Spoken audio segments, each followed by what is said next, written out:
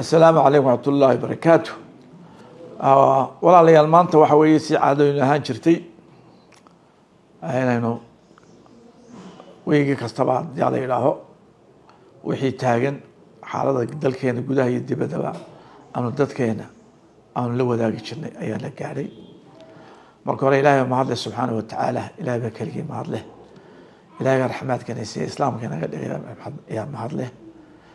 ilaahay calankeena inoo soo celiyaa mahad leh. waxaan aad iyo aad u hambalyanayaa marka hore ciidamadeena qalabka sida kuwa nabadgelyada iyo kuwa intelligence-kaba. waxaan leenahay shacabka reer Somaliland waa inaynu ducaynaa ciidamadeenaas inaynu ku suridno nabadooda gaarka inaga haya, cadowga inaga ilaalinaya,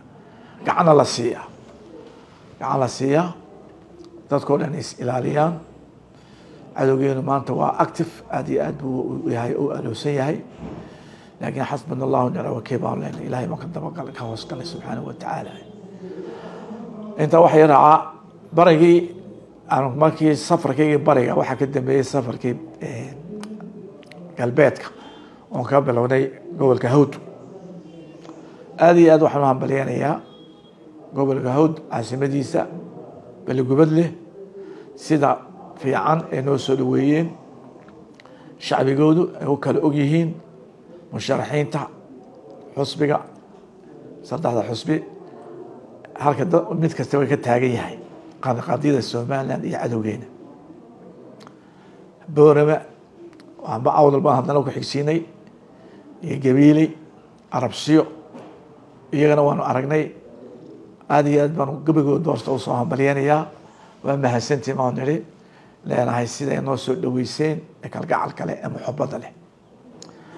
waxaan ogaanay markaan isku soo duubnay bari iyo galbeedba shacbiga reer Somaliland iyo siyaasiyiinta reer Somaliland ay kala go-an yihiin. shacbiga reer Somaliland ee nabadda jecel ee adkayska badan leh ee wixii dowladda qaban jirto dhan iska qabtada, hadday tahay waxbarasho, hadday tahay caafimaad, hadday tahay biyo, hadday tahay layn, hadday tahay shaqo, iyo siyaasiyiinta reer Somaliland inay kala go-an yihiin.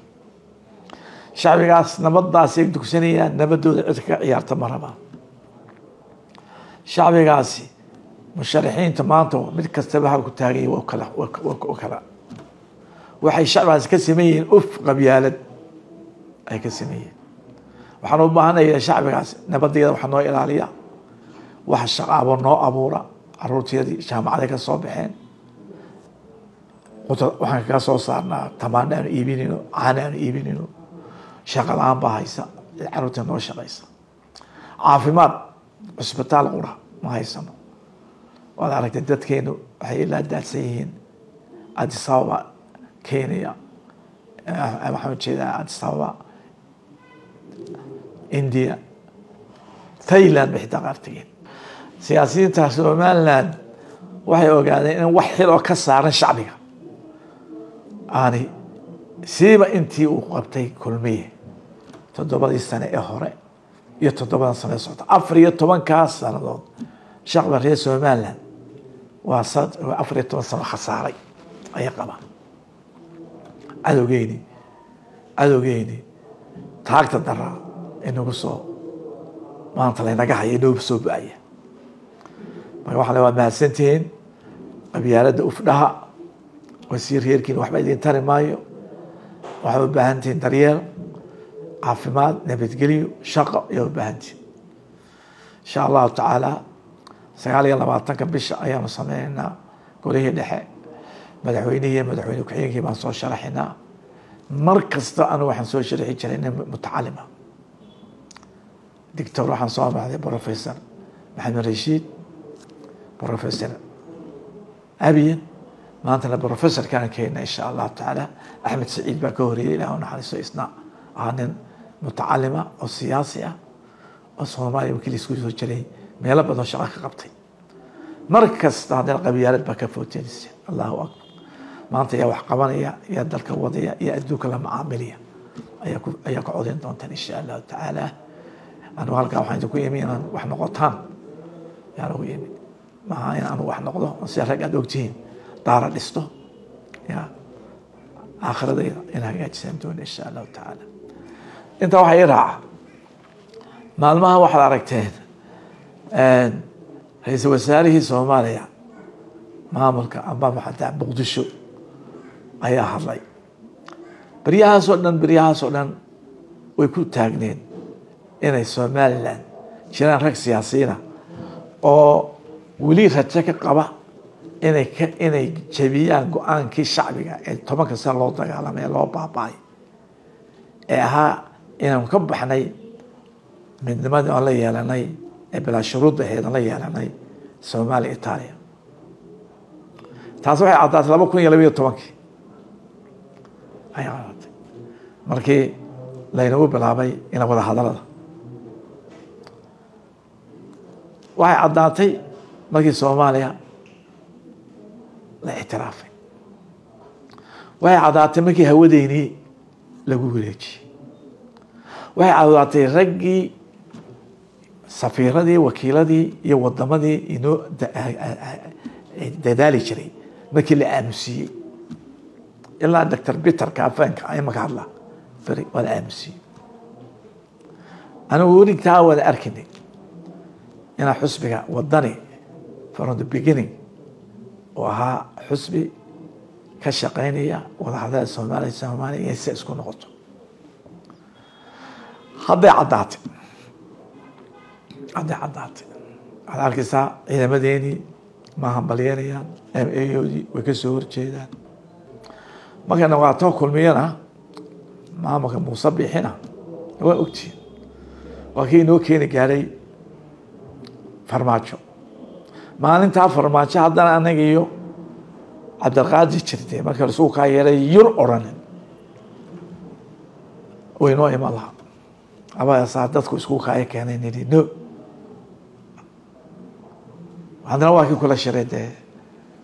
إنه قيلي سمعنا قالوا عدو قيله أكيد يقول شفته يصير واحد من هنا يعني كانت هاي فلاني لكن أولي سومال لان أمسين هاي يكتبوا عن كدتك لكن واحد مدونين إيه اللي كانوا جيس شيء أنا ونقول يوم مغلق أنا أقول هران ونوش شيء إيه ما كانوا دي شيء Soomaaliya wax la yiraahdo ma jirto wada hadal aan daban u furina ma jirto waa dijuri go'aankeena waa go'aan sharciyeysan ee dawlad la'aan baa in haysay 2005 fact finding mission kila soo diray halka banaan waxayna u soo dhigay kulmiye uu aasay muddo ma gelin banaanka fact finding mission legalka ina gadigay waxaan leeyahay ra'iisul wasaaraha ka hoos shaqeynaya Xasan Sheekh adduunyo kaas dhimaanta dawladdu fiican tahay haddana sida fiqiyo aan oran Soomaaliya kala fufinayo awda laadiyo qaatuma laadiyo ayaan sameeyay toos fiican tahay laakiin waxaan ku sheegayaa aduu ra'iisul wasaaraha tahay Xasan baa ku doortay Xasan meel ما تيجي كرو حلانه سفارة إيدين شوية مدحتوي ده ما إيمان كلام أدو تولى الله ده هاي الدولة ده تخش قيسة مجرد Soomaaliya iska daa Somaliland sheeganaysid bal marka hore inta Somaliland oo barto Soomaaliya soo celiyo shantan dawladood iyo tan lixaad ku soo biirtay Hiiraan state horta hagaaji inta hargey inta Soomaaliya ku soo haleelisa waad mahadsan tahay Xamse haddaad garan sameeyaan labada laheeno Soomaaliya haddaan doonay wada hadal anagu midaysan waad mahadsan tahay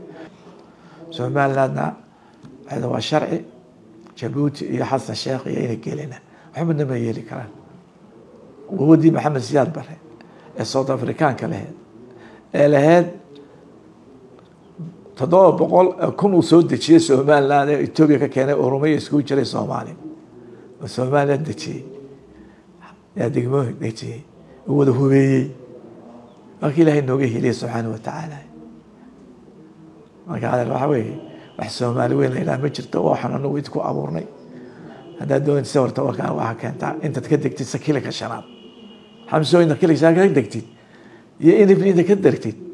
baada ku soo darda xasan shaah hooskeen waxaan leeyahay shacabka reer somaliland shacbiyow waad aragtaa maanta tayada dowladeena waad aragtaa nimankaa siyaasiyiinteena hor ordiya raggii dalka murdiyey ayaa inoo samaysta ururo ole waan soo noqonaa maxaa ku harsanay soo maray shacbiyow tashada qabyaalada iska daaya waxaa u baahantihiin qaran baa u baahantihiin caruurtiin lagu qahaysto libiya aad arkaysaan hooyay soo dir waa lay haystaa ee lasoo toojar gareynayo waa dowlad xumaa wey qabyaaladu halkaa ay keentay nabad ku seexda doorasho waan sameyn oo dhacaysa insha allahu tacaala waynu guuleysanaynaa ilaahay baan talada saaranaynaa marka waxaan leeyahay walaalayaal nabad ku seexda nabad ku codeeya insha allahu tacaala saasaan idinku salaamaya wasalaamu calaykum waraxmat ullahi wabarakaatu